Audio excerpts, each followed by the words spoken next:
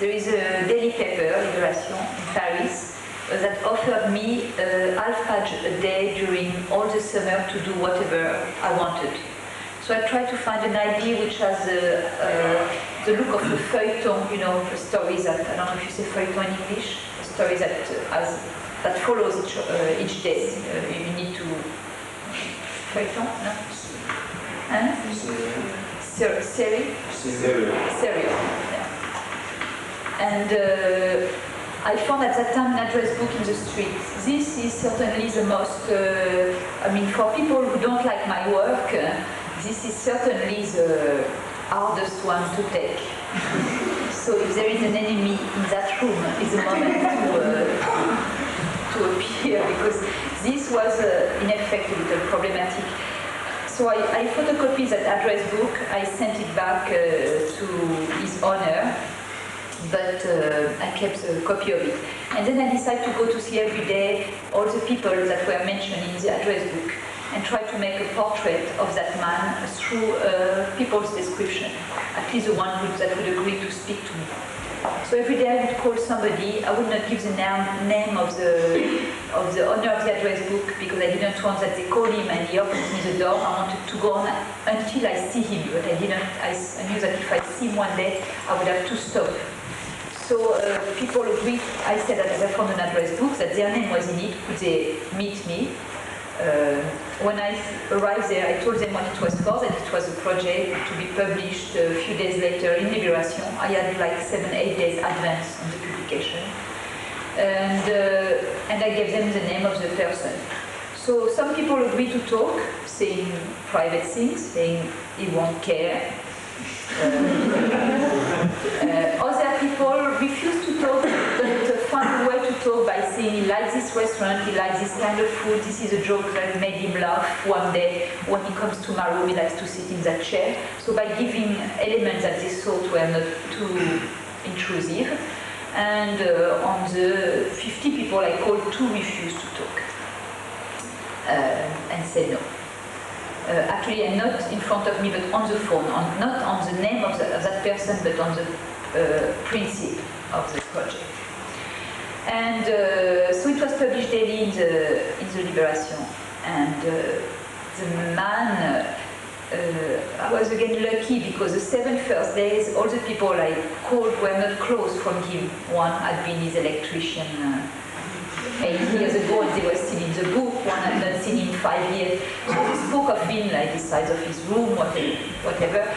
But the first person I met that was a close friend told me that 2 days before he had gone for Alaska. So I was not fearful anymore to run into him. He came back 2 months later and took it really badly. Very badly.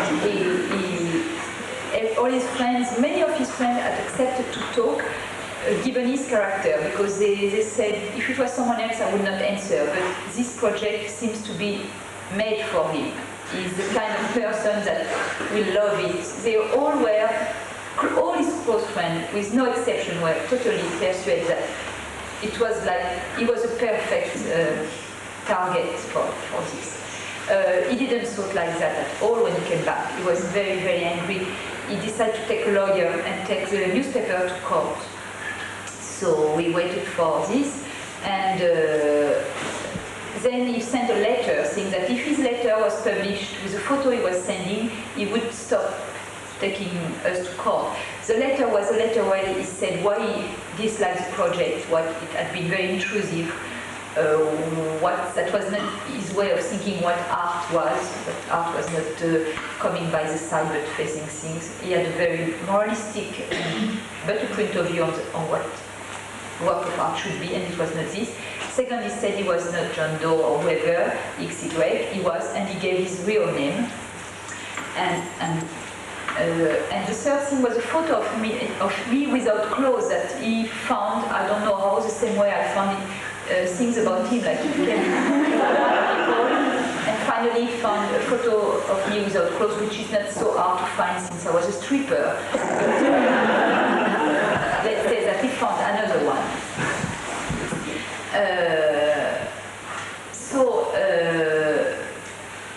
He it was published the same way, which was very interesting actually because of that, is the idea of things when they are true or not true. Like in the newspaper, many journalists were very angry at that work of art that they didn't consider as a work of art because they thought that it's a very serious paper where people don't go sneaking. Journalists are serious journalists. They don't go. It's not the Sun. It's more the Financial Times in terms of. So they thought that they didn't understand why, as an artist, I was allowed to do things that they were not allowed to do as journalists. Many people liked it because they thought it was totally invented, that I had been in my bed just inventing a character, making photo of whatever.